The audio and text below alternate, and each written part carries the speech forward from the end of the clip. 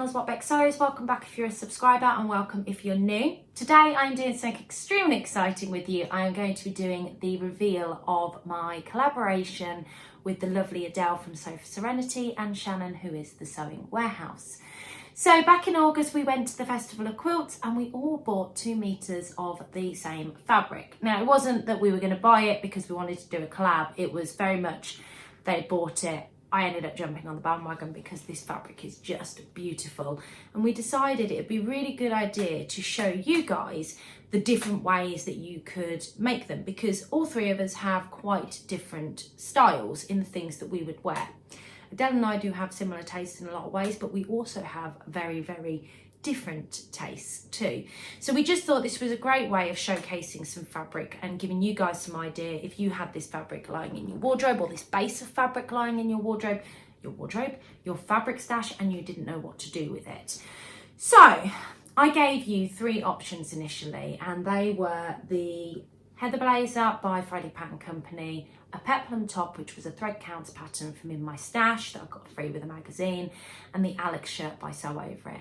Now, when I looked at this pattern or this fabric on Instagram, because I like to do a bit of Instagram stalking and having a look and seeing what's out there when I'm trying to make a decision about what it is I'm trying to make, and look at people in different styles of fabric. I like to look at the body shapes and what suits those body shapes. That's the one thing I love about the world of Instagram. And I kept seeing blouse after blouse after blouse after blouse being made up in this spectacle fabric. And don't get me wrong, the blouses look sensational. I think Vicky from the Sewing Bee, hers was a beautifully pattern matched blouse. And I took one look at that and went, yeah, I'm never going to get that pattern matching done. But I made the decision that there are loads of blouses out there in this fabric. Do I want to have a blouse? I like some of the individuality of the things I sew. So no, I didn't want to make a blouse in it. So the Alex shirt went straight out the window. The peplum top was very much a front runner, but in my head, all the way along, I wanted to make a statement piece out of this fabric, because the colours in this fabric aren't traditionally colours that suit my skin. In fact, they can very much wash me out in a lot of ways. Now I'm lucky because I can wear these blues and the reds that are in here, but these olivey khaki type greens and the mustardy colours, they're colours that would tend to wash me out. And I don't know if you can even see that just by looking up close with it. So the Heather Blazer was not a good idea. I wanted to make a jacket because I thought that the Heather Blazer would be perfect to throw over something and I can have a block colour underneath. However, the Heather Blazer I think would need a more structured fabric, and a lot of you fed back to me from the original vlog that I put out that you felt the same thing too.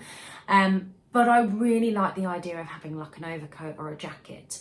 So I made the decision to go with something called the Songbird Duster Cardi and Kimono by Pattern Emporium. And I thought I'm just going to have a quick look because I've got the notes up on my screen here.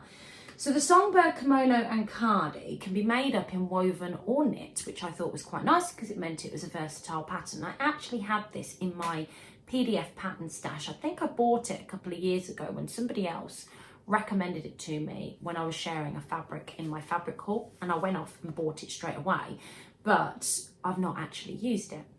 So the nice thing about this kimono or cardi is that you've got a couple of different options, and I find this with all Pattern Emporium patterns. You get your main options, which is usually quite a variety on their patterns, but you also get some hacks that come and they tell you how to do that as extra options in the patterns, which I love because who doesn't like a hack? So I've got a cropped cardigan with a tapered sleeve, or you've got a cover-up style cardigan, which is sort of sitting at about fingertip level, so just below your bum, I would say.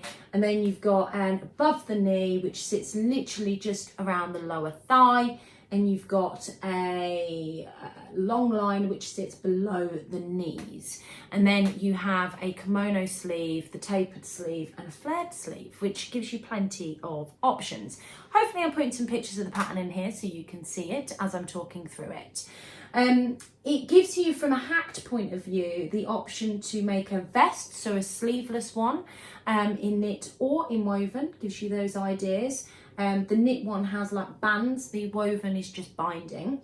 And then it gives you the idea of having pockets as well, and it actually gives you the pockets with the pattern.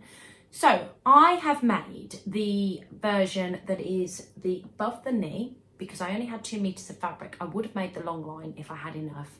So above the knee, and I used pockets.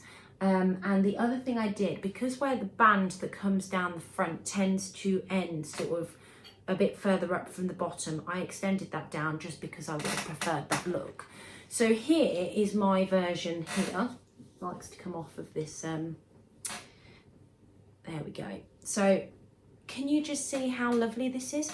Now I think this is really versatile because it's a lightweight fabric, which means that I would be able to wear this in the spring and the summer as an overcoat, but I could also wear this throughout the winter months as a layering piece. So particularly if I'm going into the office and maybe I'm wearing a nice blouse and some smart trousers, this would look lovely just to really give a Becky statement piece to her wardrobe. In fact, if I walked in the office with this, nobody would be surprised because it's the sort of thing that I would wear.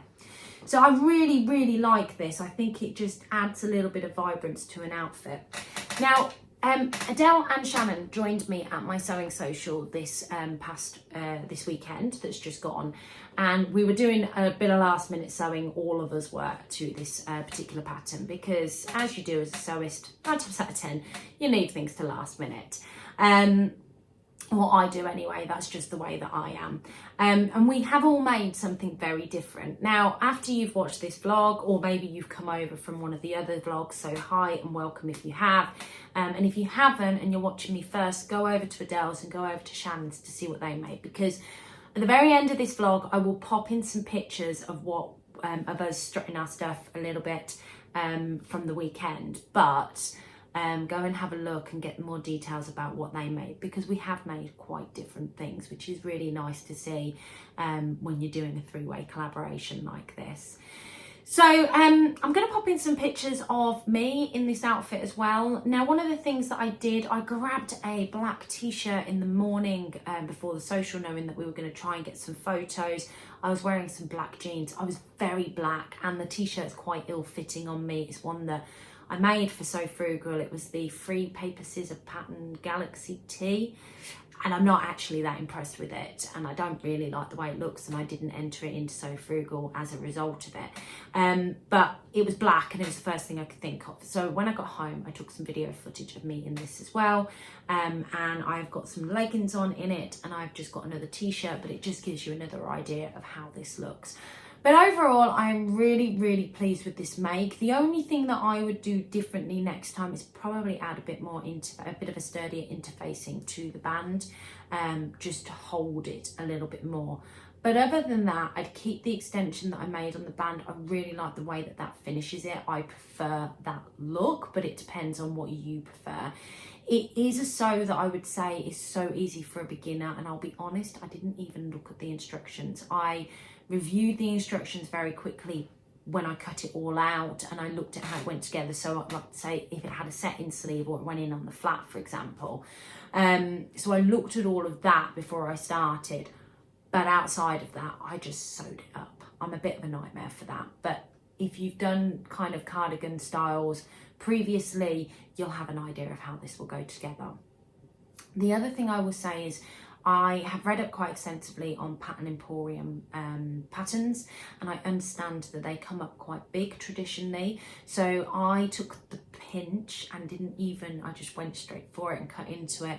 I sized down by 1. So my measurements put me in a size 14, and I sized down to a size 12. And I'm really pleased I did, because I've got room to wear under tops underneath it, but yeah, it fits me a lot better. I think next time I may make a small narrow shoulder adjustment, which I have to do on most patterns, but it would only be a slight one just to get that perfect fit on the shoulders. So that is it. I'm going to pop some pictures in towards the end for you to watch. Don't forget to head over to the other channels to have a look, and don't forget to give this video a thumbs up and hit that subscribe button if you like what you see. Thank you for taking the time to watch me today. It's been an absolute pleasure doing this collaboration. I hope you've enjoyed it too. Take care.